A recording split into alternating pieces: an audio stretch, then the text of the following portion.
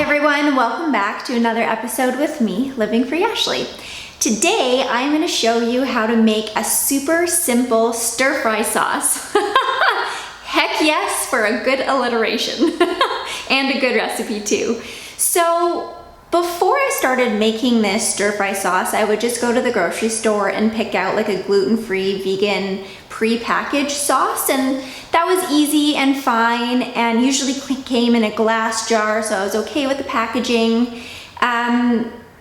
But if you look a little bit closer at the ingredients, there's usually some sort of sugar or filler or stuff like that that's pretty unnecessary. So I decided to start making my own stir-fry sauce at home and quickly realized how freaking easy it is, and now I do it all the time. I whip it together. It's only a handful of ingredients, and the best thing about it is you can customize it to your tastes. So here is how you make a super simple stir-fry sauce.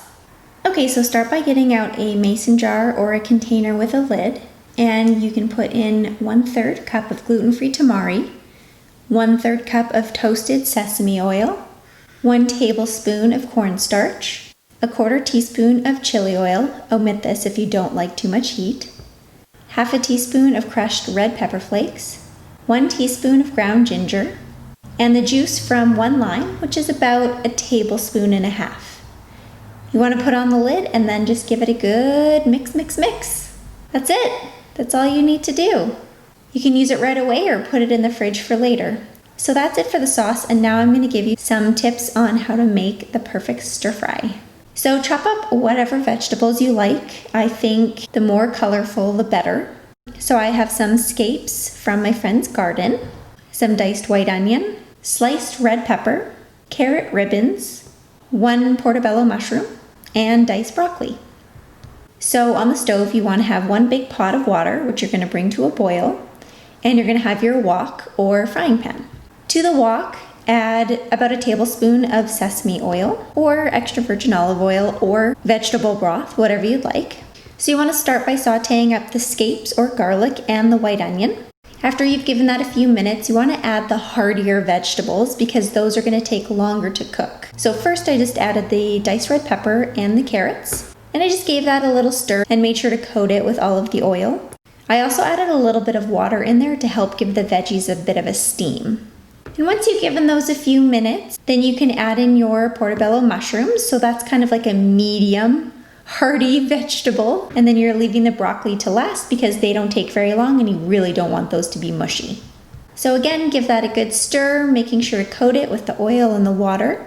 And then this is where you can add in the stir-fry sauce, and make sure to give it a little bit of a shake before you add it. And I also put a little bit of water into that mason jar, gave it a shake, and then put that into the wok as well.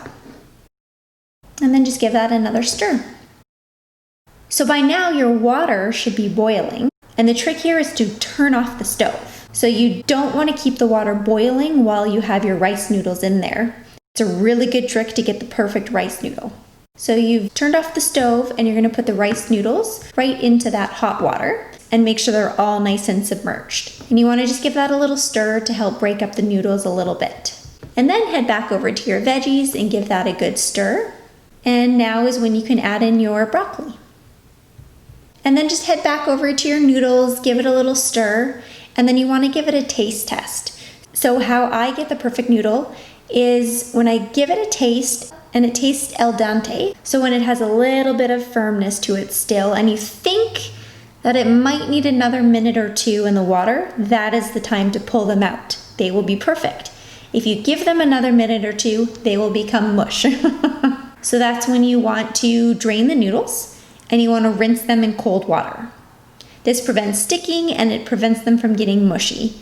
Be careful when you put your hand in there though, because the noodles are still going to be quite hot and you don't want to burn your hand. And then from here, you put your noodles in a bowl, you put your veggies and the sauce on top, and then I like to top it off with sesame seeds. It gives a nice crunch, and it is also high in protein. And there you have a big old bowl of yummy noodles with your simple stir-fry sauce. Enjoy! I love noodles. If you've been following me for a while, you know that I like 3 things. Love 3 things. Breakfast foods, chocolate, and noodles. I think if I had to pick foods to live off for the rest of my life, well, there you have it. It would be those three, and then narrowing it down from there, I don't know. But noodles are, oh, they're up there. Freaking love noodles. I hope you enjoyed the sauce. I hope you enjoyed the little tips and tricks I gave you for making a stir fry. Please share this video, please subscribe, and give it a thumbs up if you liked it, and cheers to living free.